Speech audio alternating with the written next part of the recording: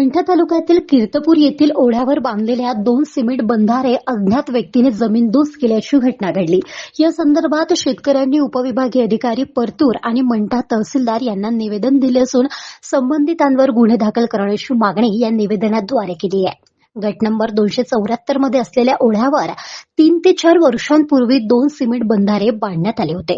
एका बंधाऱ्यावर अंदाजित 50 लाख रुपये खर्च झाला असून सिमेंट बंधारे काढण्याचे काहीच कारण नसताना कोणाच्या परवानगीने काढले हे कळायला मार्ग नाही।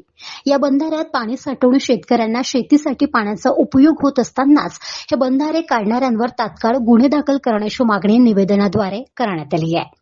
शेतकऱ्यांना सिंचनाची व्यवस्था व्हावी आणि शेतकऱ्यांना सुलभता यावी म्हणून शासन स्तरावर अनेक योजना सिंचनासाठी करण्यात येत असताना सुद्धा कुठलीही माहिती न देता हे बंधारे का काढण्यात आले हे ग्रामस्थांना कळायला मार्ग नाही।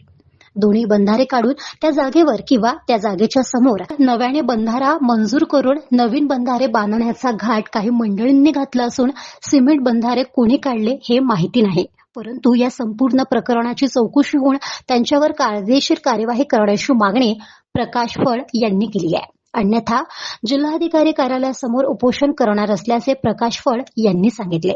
या निवेदनावर प्रकाश फळ, प्रल्हाद काळे, गोविंद काळे यांच्या स्वाक्षऱ्या आहेत। गाव माझा न्यूज करिता बाळू गायकवाड, मंठा, जालना।